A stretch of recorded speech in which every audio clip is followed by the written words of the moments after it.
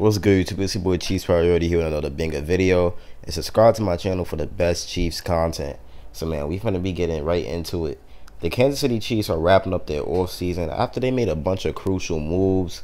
But the first move we're gonna be talking about is Donovan Smith, right? Because the Chiefs, they signed Donovan Smith for a deal worth up to like $9 million. And I don't think he's a bad player, honestly, because before his elbow injury, he had a season where he allowed only 1 sack. And now that he's looking very healthy, so I think that season could come back. The season wasn't too long ago. It's 2021. And I think he's an upgrade from Orlando Brown for way cheaper, because Orlando Brown, he had one of the highest pressure rates allowed, honestly. Like, and that's horrible, man. That's horrible. That's not the guy you want protecting the future GOAT, Patrick Mahomes, you know? And Donovan Smith is just a way cheaper deal. I think he's slightly better than him. I think he's actually way better than him, honestly. Hot take, but that's what I think. And the Chiefs, they also went out there and they got a very dominant right tackle who's a freak athlete. And in my opinion, he could be a top 5 right tackle next season. They paid him $80 million. And yeah, I like that. I like that signing a lot, because we definitely had to move on from Andrew Wiley. I got to remember, Andrew Wiley was a backup. Like, this dude was never supposed to be a starter. He was really a backup. And he became a starter, but he did a horrible job. But Mahomes still won, of course. And the Chiefs, they also had like the #1 offense last year. They was first in passing yards, first in touchdowns, and they had the highest points per game. So it just goes to show you that the Kansas City Chiefs was very dominant last season. But now we're going to be diving deeper into the video on why they're going to be even more dominant next season. So now let's take a look at the Chiefs defense. The Chiefs defense is projected to be the 17th best defense in the NFL. But I think it could really be higher, in my opinion, because first of all, you got to look at the season that the rookies had. The rookies, they had a very good season for their first years. All of them did very good on defense. And now they have a year under their belt. They have a year under their belts. And for example, like edge rusher George Karlaftis, he showed a big improvement throughout the season. Chris Jones, veteran defensive tackle, was a DPOY candidate, and I can't see why he wouldn't do that again next year. And not only that, the Chiefs, they added more defensive pieces. They added Felix Anudike-Uzomah. They added B.J. Thompson, Shamari Connor. They added Nick Jones, and they also have UDFAs with crazy potential. They also added Charles Omenihu, Mike Edwards, and Drew Tranquill. So the Chiefs is definitely trying to build something strong on defense, and there's no secret that that's what Kansas City wants to do. But you also have to take into consideration that, like, Joe Cullen's a big reason for this. He's a big reason for the Chiefs' recent success with the defensive line, because he's a very good defensive line coach. He had like a lot of experience with the Buccaneers, the Ravens, and the Jags. So I knew that as soon as he came to Kansas City, he was definitely going to work some wonders on our defensive line. And we also got to give Spags some credit. Spags, he adjusted pretty well through the end of the season. And I think it's also going to be a better year for Spags. But if we don't have a top 15 defense this year, we definitely have to fire Spags. I'm sorry, because that would just mean that he's holding us back. But with that being said, I think the Chiefs should have a top 10, the top 15 defense this year, and I think that's very possible. But now we're about to move back into the offense. So we know that since we have Andy Reid, and as long as he's the head coach, the Chiefs is always going to have a top 3 offense, because even in the Philly days when Andy Reid was coaching Donovan McNabb and Deshaun Jackson and all them guys, they had a top 5 offense every single year, right?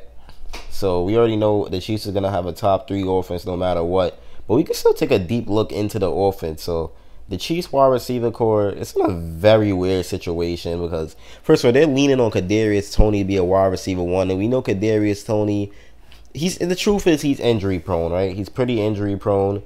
But when he's playing and when he's on the field, he's very talented. He came up big a lot of games. He had good catches. He had a lot of good runs. He had some crucial touchdowns. So we know Kadarius Toney is good when he's actually playing. But wide receiver 2 and wide receiver 3, that's still up for grabs. I mean, the candidates are Justin Ross. You got the new rookie Rashee Rice. You got a year 2 Sky Moore. You got Richie James, and you got MVS. But no matter how that goes, we know Patrick Mahomes is going to be fine, because he's shown plenty of times that he could be the best no matter what wide receiver core he has. And that's just the truth. But another thing I love that the Kansas City Chiefs is doing, they're trying to fix this offensive line, right? They want to make it perfect for Patrick Mahomes, because last year the interior line was very good, right? We got 3 superstar interior linemen, but the tackles were horrendous. The tackles was horrible, man. Right tackle Andrew Wiley, he allowed 9 sacks, and that's bad. I told y'all he's a backup, but both of the Chiefs tackles, and not together, this is individually, they both finished top 4 in pressures allowed. Orlando Brown Jr. had a whopping 47 pressures, and Andrew Wiley had a whopping 49. That's horrible. You can't. That's not the dude you want Mahomes to protect.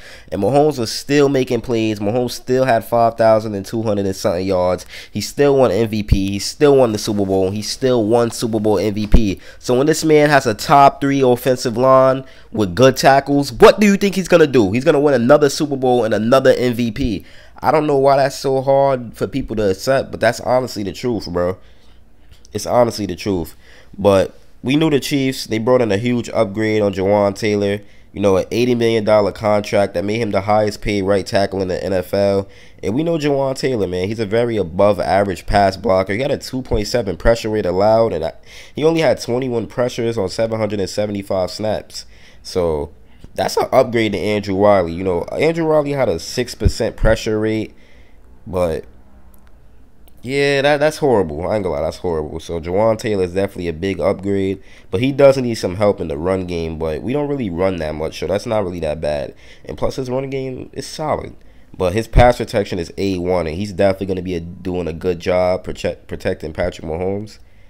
He's definitely gonna protect Patrick Mahomes very well. He's gonna do a good job at that.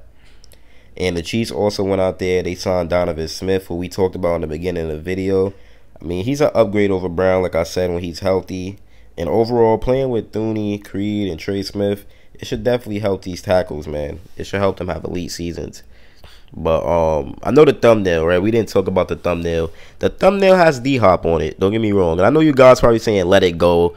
The Chiefs are not getting D-Hop. But I still think there's a possibility. I mean, last year, we went and got Kadarius Toney at the trade deadline when our receiver core was struggling.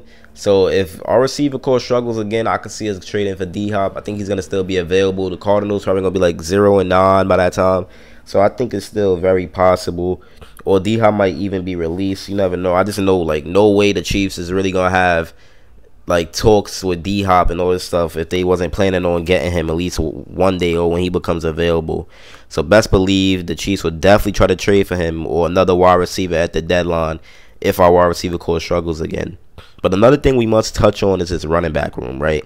So we have Pacheco, who's a stud. He's going to have 1,000 yards next year. We have a good running back slash wide receiver and Jerick McKinnon type of player.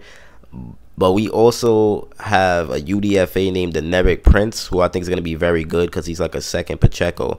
So if everyone named could just play their roles and, you know, and everything goes right, and then best believe the Kansas City Chiefs will be right back in the Super Bowl, man. Because when we added Mike Edwards, Drew Tranquil, Charles Omenihu, when we did that in free agency, I already knew what Brett Veach was trying to do. He wants to build a defense to take the load off Mahomes, which is totally fine because Mahomes haven't carried mid-defenses his whole career.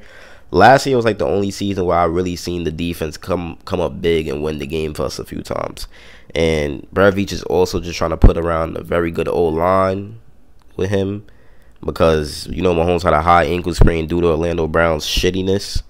So, yeah, it'll just be good to put an O-line next to Mahomes. So, yeah, if you enjoyed the video, man, like and subscribe. And I got a lot of more banger content coming for y'all throughout the week.